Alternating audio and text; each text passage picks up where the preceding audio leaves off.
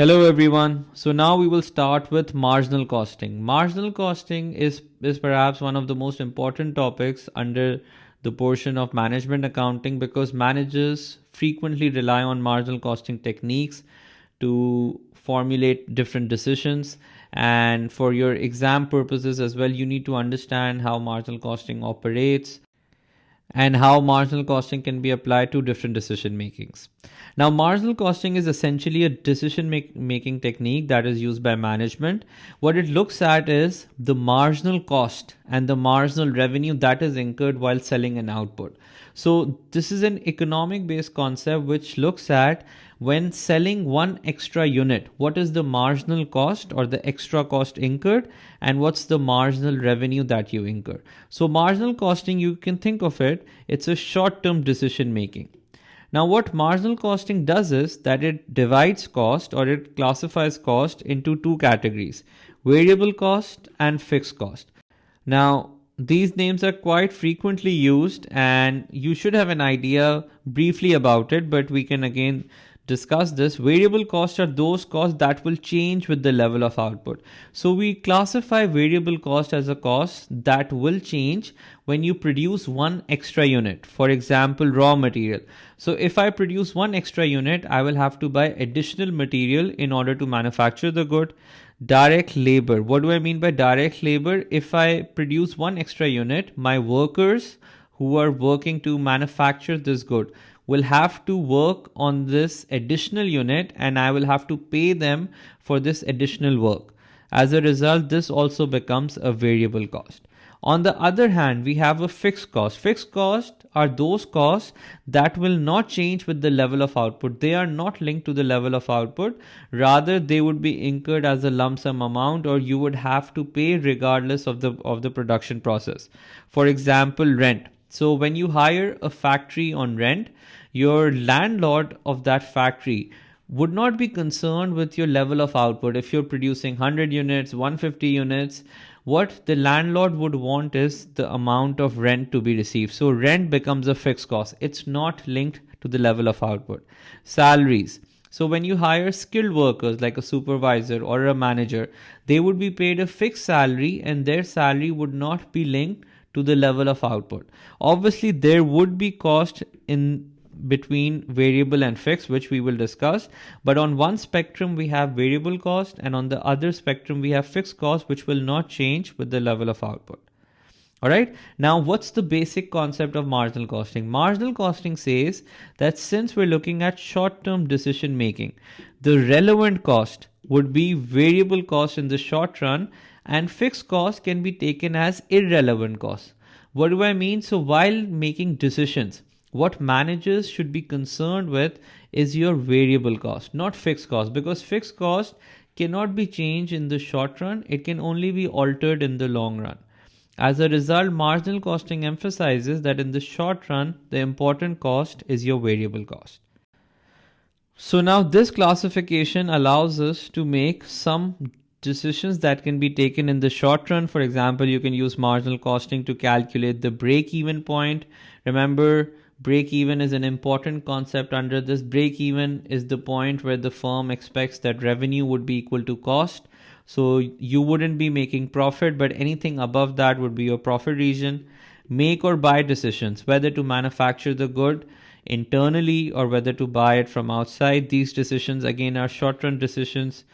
If you receive a special order in the short run, how should you view the order? Should you accept the order? Should you reject the order? Marginal costing will help us with that.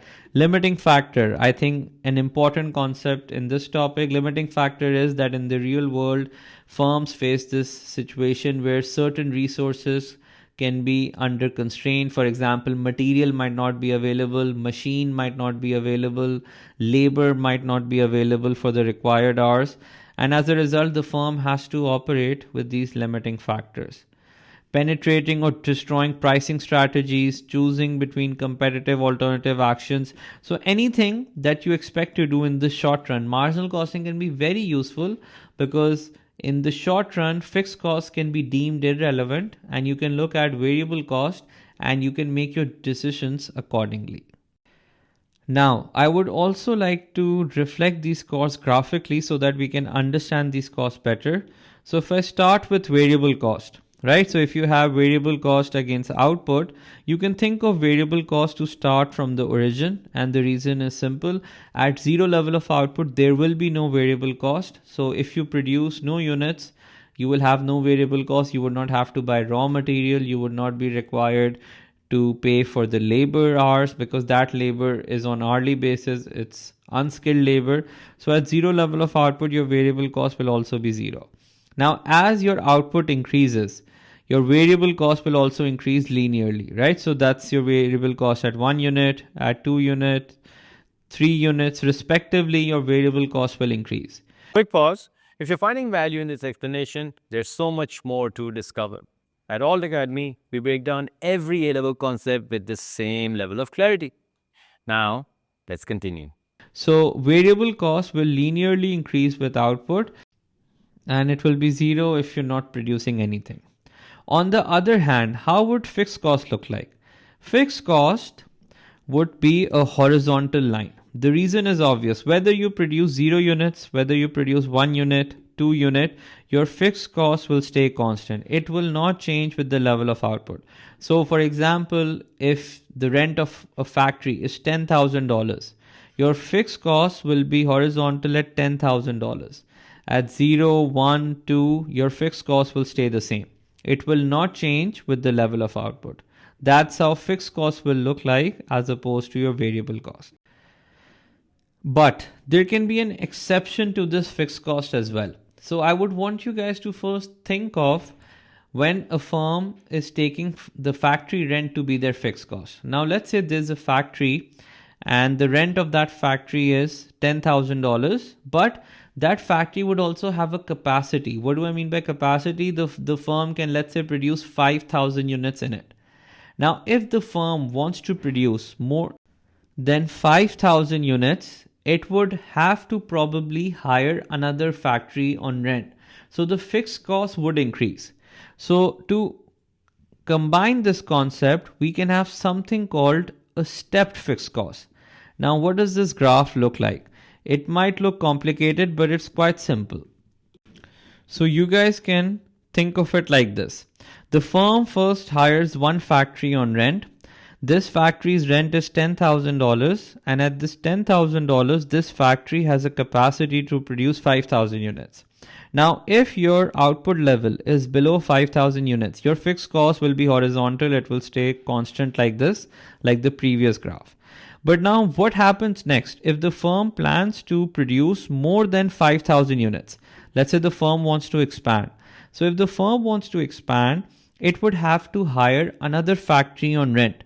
So now from factory 1, it has to move to factory 1 plus factory 2. It needs to get another factory. Now, assuming the new factory is on the same rent, $10,000, and you can produce 5,000 more units. So now the firm's activity level is 10,000. It can produce in total 10,000 units, but the rent it has to pay is 20,000. 10,000 for the first factory, 10,000 for the next factory. So I can say that after this point, the fixed cost will step up and it will become 20,000 and it will become constant again till 10,000 units. Right? So that's called step fixed cost. And if the firm wants to expand beyond these 10,000 units, it would have to get another factory. So the rent would again step up, it would increase, and then it would become constant till you're operating within the capacity level. It would be the same as well if the firm gets a new factory where the new factory comes with a higher rent. But the idea is once you expand beyond your capacity, your fixed cost will increase.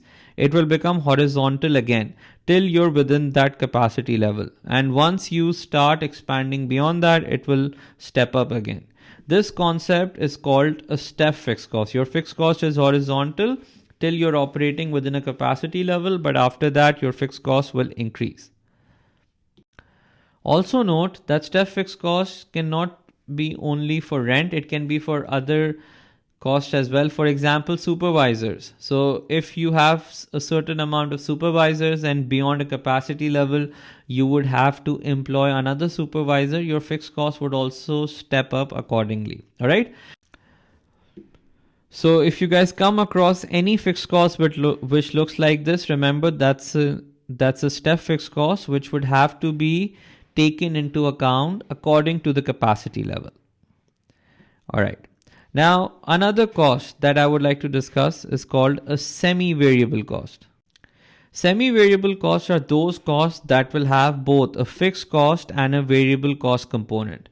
The best example is to think about a postpaid bill.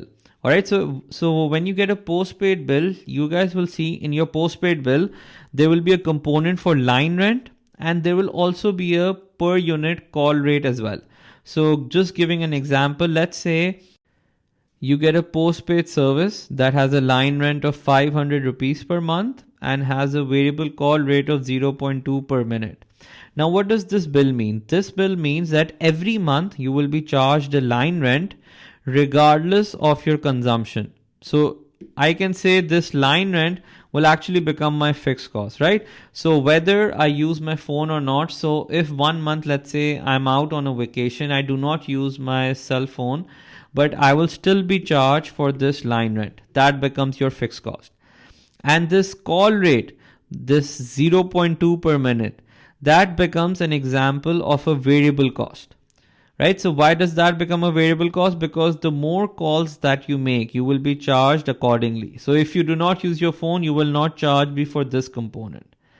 This becomes a classic example of a semi-variable cost which will have both a fixed cost and a variable cost component. Same rule applies for electricity bills. So when you receive your electricity bills, it will have a fixed rate plus a variable rate. Variable rate will depend on the consumption of your electricity, how many units have you consumed, whereas for the fixed rate will be your line rent that will have to be paid regardless of your consumption. So these costs are all examples of a semi-variable cost which will have both a fixed cost and a variable cost component. Finally, one last point that I would like to discuss is how do variable cost and fixed cost per unit behave.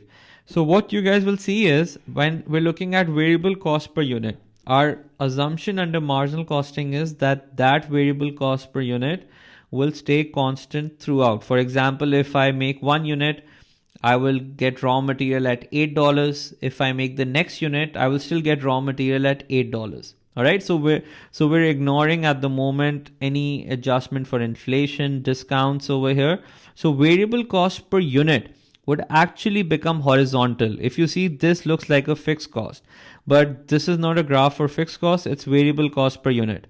The assumption is whether you make 1 unit, 2 unit, you should be able to buy variable cost at the same rate. However, when I talk about fixed cost per unit, fixed cost per unit should actually decrease as the level of output increases. The logic is quite obvious. So let's say if you make 1 unit and your rent is $10,000, so fixed cost per unit becomes 10,000 divided by 1. But as you produce one additional unit, so let's say your output now goes to 2 units, so you're still incurring 10,000 because fixed cost stays the same, but the denominator increases, the number of units increase. So 10,000 divided by 2 becomes 5,000 per unit. So as the level of output increases, fixed cost per unit actually decreases because it's beneficial for the firm that they increase their production level so that the fixed cost per unit will actually start to decrease over here. All right, so the fixed cost per unit is the decreasing function with the level of output, whereas variable cost per unit would stay constant. So this cost classification actually helps a manager in understanding different elements of cost, how cost would behave, how to make decisions accordingly, and would also offer a different view at the profit calculation. Our complete A-levels accounting course is waiting for you on our website. In addition to accounting, you can also find business, economics, maths, and 4 other full A-level offerings. So thousands of students who've already unlocked their potential. Visit All to Get Me right now.